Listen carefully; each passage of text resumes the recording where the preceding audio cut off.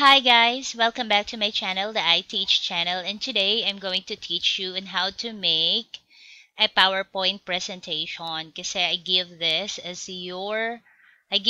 as one of the performance tasks of my students. So tuturuan ko sila ngayon. So ganito lang guys ang gagawin, napakadali lang. So halimbawa, nakapag-usap na kayo, ang mga members mo ay nakapagpasa na sa iyo ng mga ginawa nila. So, ang gagawin mo lang, just be sure na meron kang PowerPoint application sa iyong laptop. So, yan, mag-o-open na tayo ng PowerPoint presentation. Ayan, so nakikita ninyo, nag-o-open na yung ating PowerPoint. So, of course, ano tayo ng blank presentation. Ayan, so mag-o-open tayo ng blank presentation. So, ayan. So, kung nakikita nyo, meron tayong blank presentation. So, para maging maganda ang inyong presentation, napakadali lang. So, pupunta ka dito, hahanap ka ng napakagandang design na gustong-gusto mo. So, ayan. Ko-close natin to. Ayan. So, marami kang pagpipilian dito. So, kung halimbawa, ito yung napili mo. Kung halimbawa, ito yung gusto mo kasi very colorful siya. So, ayan, halimbawa ito. Okay, so ayan. So halimbawa, group, ilalagay mo dito. So kung nakikita mo, meron nakalagay, click to add title. So ayan, ta-title mo dyan. Group 1. Ayan, so group 1. So halimbawa, dahil ang inyong performance task ay about sa making connections. Sorry, hindi pala making connections. Fact or real and make believe,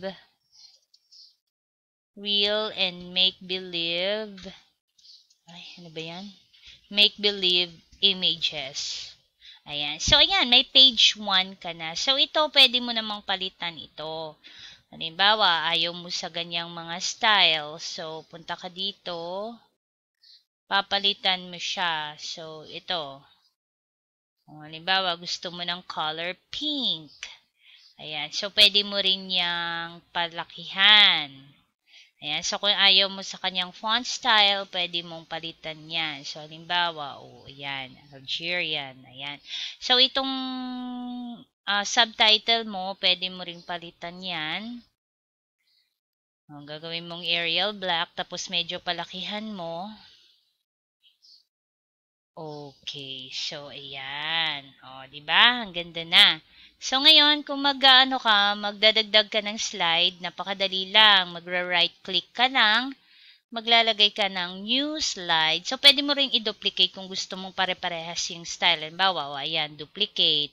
Kung ayaw mo i-duplicate, mag-undo ka. Ayan. So, kung gusto mo, new slide, ayan. So, ang ganda ng new slide. So, halimbawa, meron ka ng new slide. So, lalagay mo dito, yung una mong i-present ay ang about sa real image.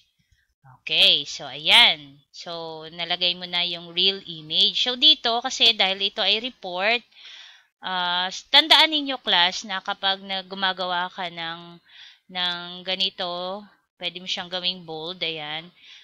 See to it na readable siya kapag pinresent mo. So, you can use a 36 up na font number or font size. Ayan. So, ito ang ginamit natin dito ay 44. So, malaki na yan. Readable na yan. So, dito, dahil ito ay report, pwede mong ilagay muna dyan yung meaning ng real image. So, hanap tayo ng meaning ng real image. Siyempre, hingi tayo ng kay Google. Ano si Google? Okay. So, real image. Ayan. Pero dahil meron naman kayong, di ba, meron naman kayong copy na sa notebook ninyo. So, ito kasi, lang to ni teacher. Kasi sample lang naman to. So, pwede nyong i-encode yung meaning. Okay. Ayan, ano ba itong nakita ko na meaning? Dito na lang tayo sa Wikipedia. Okay, what is a real image according to kay Wikipedia? So, ay, ano ba to? Parang about to sa math. Okay, balik tayo. Real image. Hanap tayo ng related sa ating lesson. What is a real image?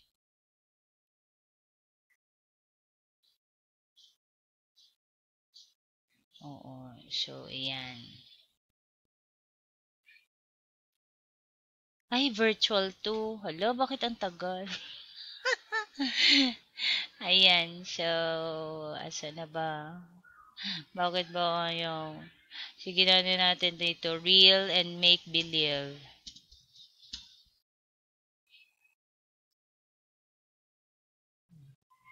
Okay. So, halimbawa,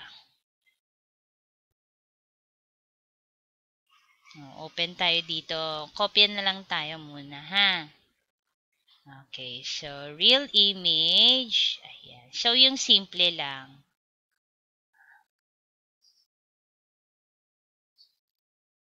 Ay, ano ba ito? Lesson plan pala ito. Churi.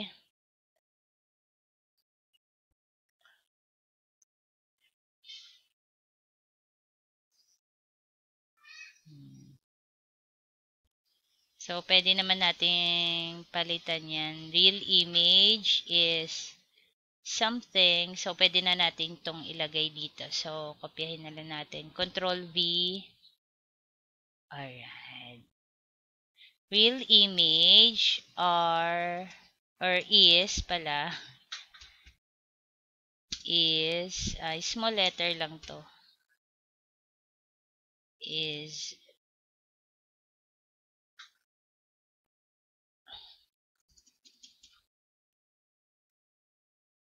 real image is a real, is an image, is a picture of a real thing that exists or we can see here. Alright. So, yan. Pwede na yan. Okay. So, yan. Yan, o diba? So, meron ka ng explanation. Tapos, okay? So, hindi sila pareha. So, gawin nating bold lahat. Ayan. Okay. So, dahil yan ay 54, gawin natin tong 60. Okay. So, ayan, meron ka na ngayong explanation. So, next, mag-a-add new slide tayo. Okay. So, ngayon, dahil mag-a-add na tayo ng new slide, dito nyo na ikakabit or ipipaste yung pictures na sinend sa inyo ng inyong mga kagrupo. So, for example, sinend ito sa inyo ng iyong group, ng ka-groupmate na si Ian, for example lang. So, merong sinend. Nasaan na ba yung si Ian? So, merong sinend siya na picture. Okay. So, ayan. So, actually, maraming nagsisend. Oh my. Asan na ba? So, ito na. So, ang ginawa kasi ni Ian ay actually, ito ay ano, make believe. So, mamaya na natin puntahan si Ian. Okay?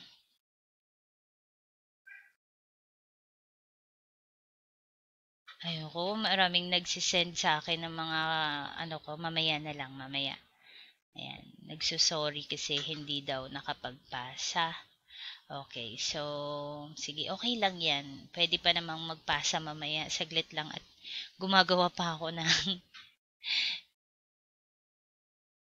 Okay, nasaan na ba yung mga estudyante ko dito na nagpasa ng Micaela? Okay, so, halimbawa kay Micaela. So, ito, si Micaela, nag-send siya ng real images. So, itong gagawin lang, class. You just click the picture. Okay, ito. Click the picture and then right-click. copy image. Ayan. Pag kinopy mo na yan si image, i-control V mo lang dito. Ipipaste mo lang. Ayan. Okay. Kung nakikita nyo, i-adjust mo lang yan. So, pwede mo yan dahil sobrang malaki yung paper. Pwede mo yang ika-crop. Ganito lang pag nag-crop. Okay? So, crop na siya. Cropped na. Tapos ito, ika-crop din natin sa baba. Ayan. Okay. So, ang ganda na. Isa pa. Nagkamali ako ng pag-crop. Ayan. So, pwede na nating lagyan yan ng style. Okay. For example, ganito. Diba? Lalagyan mo siya ng pink. Ayan. So,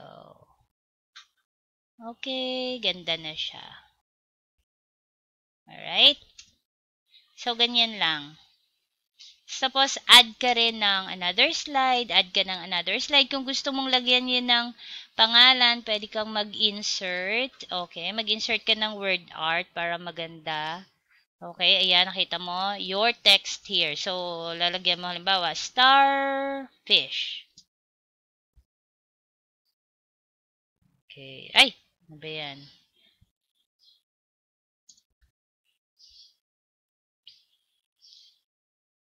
Ayan, so, tapos, copy mo lang yan. Copy. Control V. Lagay mo dito, book. Ayan, tapos sunod naman,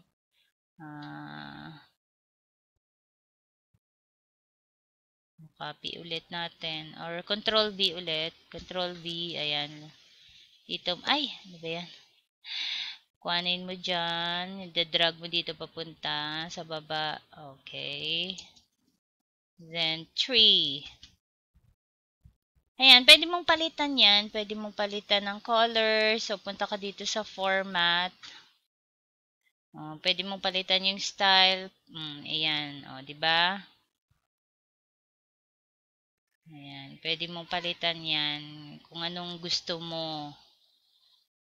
Ayan, ikaw ang masusunod kasi it's your own work. Okay? So, ayan, diba? Ang ganda na, iba-iba na color.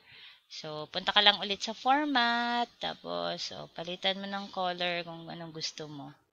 Gusto mo yan. Okay, ay. So, ayan. There you have it, guys. Ganyan lang. Tapos, another na naman. Another slide. Mag-enter ka naman ng another slide. New slide. Tapos, ano mo na naman yung meaning ng make-believe. Tapos, ilalagay mo naman na ang mga sinend sa'yo na pictures ng iyong grupo. And, after that, syempre, ano ang gagawin? Syempre, isi-save mo. Save as. Okay, so halimbawa, English output, save mo dyan. Group 1, lalagay mo yung pangalan nyo. Group 1, output. Ayan, nakasave na. So, you are ready for the presentation tomorrow. So, there you have it, guys. Thank you very much for listening, and I hope that natulungan kayo ni teacher today sa inyong project at sa inyong performance. So, good luck and see you next time. Don't forget to like, subscribe, and share this channel, a channel where you can learn because you know what? I teach and we learn in I Teach channel.